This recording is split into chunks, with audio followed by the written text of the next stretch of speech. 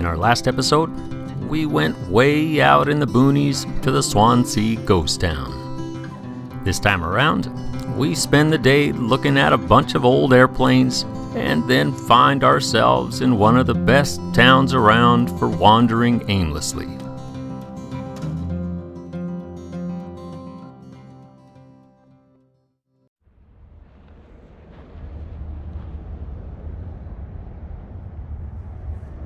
Well, today we're at the Pima Air and Space Museum outside of Tucson, Arizona. We've been here, I guess, maybe 5 years ago and only saw a fraction of it. We spent the whole day roaming around and only got about that far through it. So today we're back because it's amazing. This is an easy place to spend the day. There's a ton of stuff to see, especially if you like airplanes.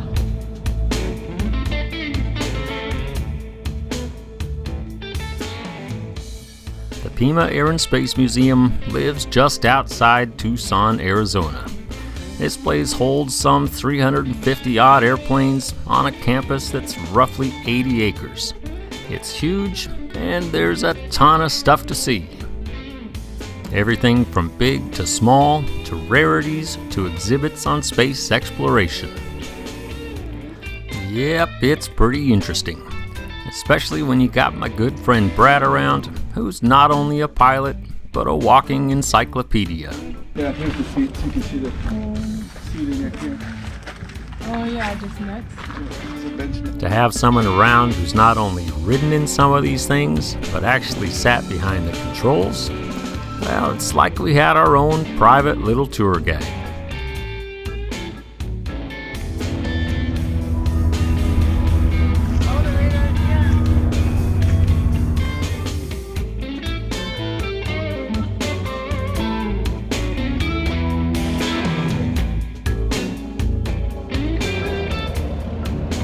This museum's got a ton of interesting stuff. Well, interesting for a lot of reasons. One, there's more firepower in this yard than, well, there's just a lot of firepower. But another thing that's pretty interesting is the fact that a lot of this stuff does not look like it should fly. This one right here, that's a big whale.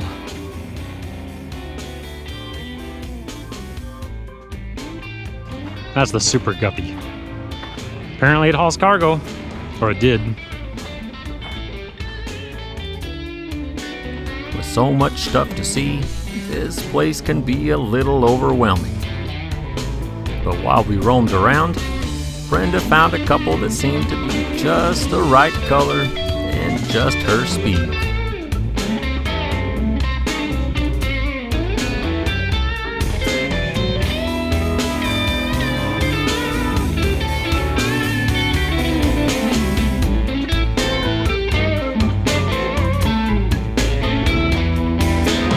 Another thing that's pretty interesting to me here, well, one, how much firepower there is, how much money is involved in all these things, and the size. I mean, there's some huge ones, obviously, but some of these little fighter planes, they're tiny. I don't think my big butt could actually fit in one of these. It's amazing how narrow these things are. There's no way I could sit in that thing. You may be thinking the outside boneyard is what this place is all about. But you'd be wrong. Inside, there's a whole lot more to see. Everything from World War II relics and a whole lot more firepower to the fastest manned aircraft that has ever flown. Yep, if you like your stuff that goes really fast, costs a whole lot of money, or can blow a lot of stuff up, this place is hard to beat.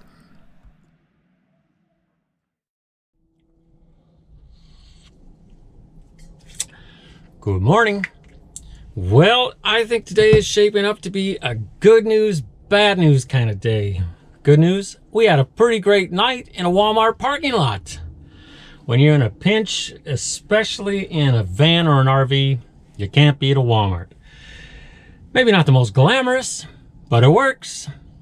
I guess the bad news is that, well, Brad and Sonny are good friends we've been traveling around with for the last month, I believe. It's been quite a while. they're leaving us today. They're heading south to Mexico, get back on their boat, continue cruising, and we're going to stick around in the States for probably, well, maybe a month or so. In the handful of years we've been traveling full-time, we've never spent any holidays with family. So this year, we're going to try to have Thanksgiving with family. That's kind of it, really. We're going to be on our own for a while. And I think we're kind of excited. Well, we're not excited to leave Brad and Sonny. We love those guys. Brad and Sonny was great. Thanks for hanging out with us so long. But we are kind of excited to have a little time by ourselves, enjoy some of the area. Just out of town here, there's I think it's Mount Lemon is what it's called. We've been there before. Big old mountain, bunch of rock climbing, bunch of hiking trails. So we're gonna go up there, camp out for a bit, and we're gonna leave you behind. But don't worry, it's not gonna be forever. We'll catch up with you in a few days. See you soon. See you guys.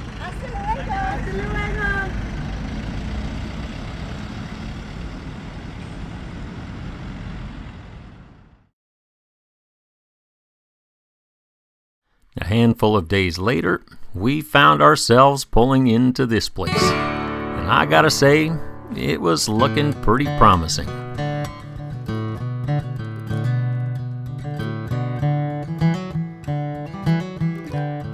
But before any real exploration can take place, of course you gotta power up.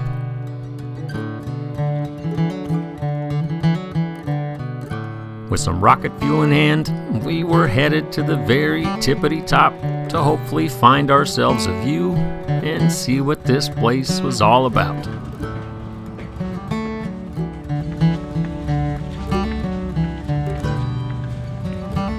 Going up. Up and up and up.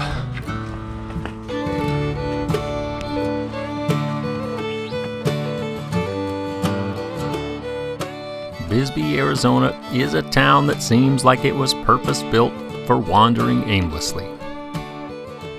With some 350 different sets of stairs to wind you through the city streets and up the steep hills, it really seemed like everywhere we turned, there was something interesting to see.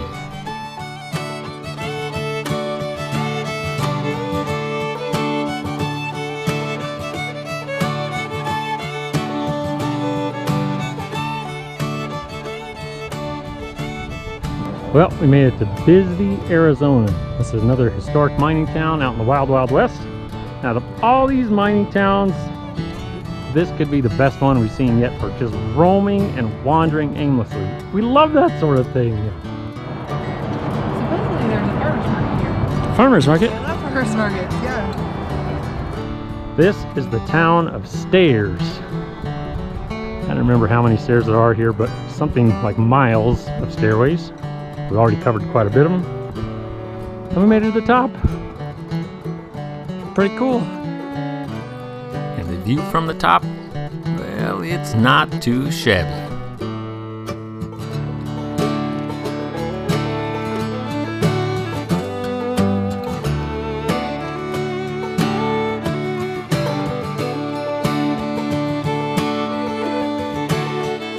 With so many sets of stairs to conquer, winding alleyways and quaint city streets, it's no wonder this little town held us and our imagination captive for a couple of days.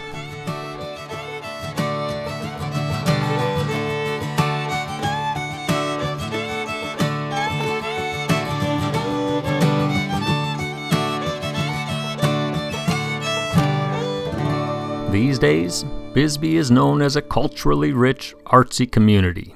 But that's not where it got its start. Back in 1877, lead, copper, and silver were discovered here in the Mule Mountains.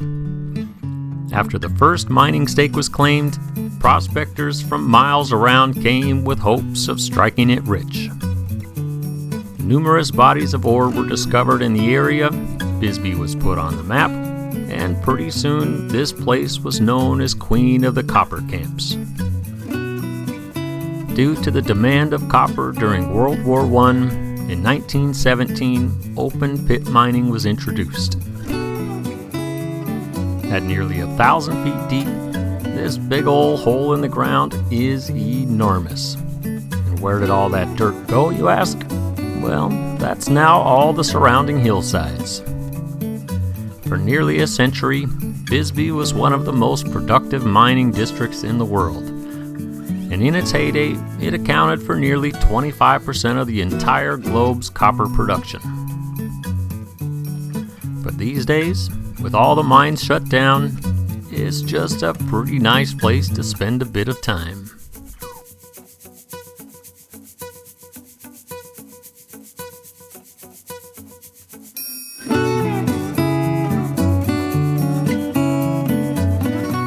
It is truly one of the best little towns we've found in the Southwest for just roaming and wandering aimlessly.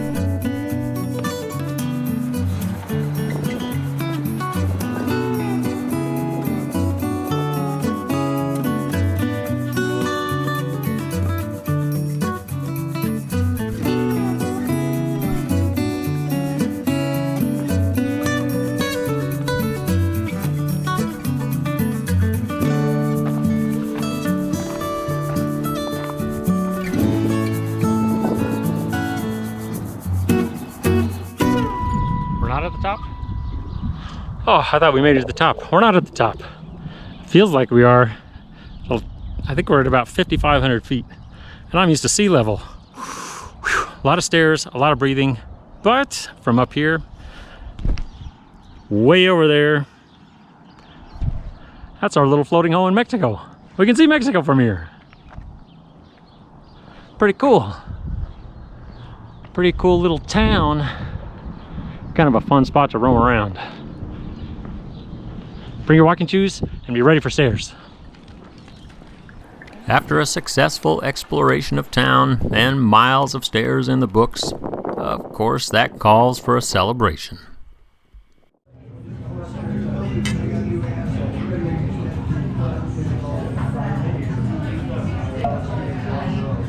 Mine's better. On our way out of town, we took a little detour off the highway and pulled into some time in the middle of the last century.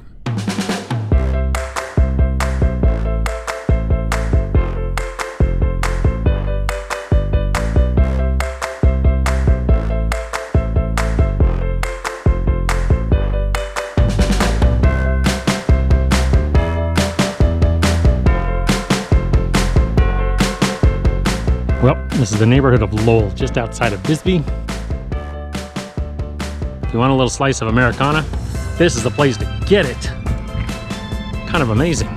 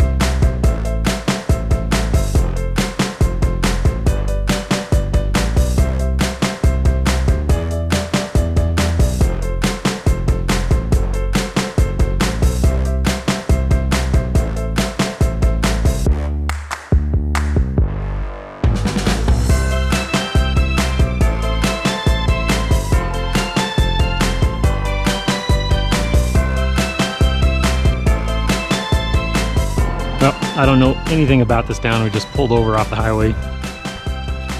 This is cool. It's really straight out of the 50s. Don't know what this place is about. There's a lot of old stuff lying around.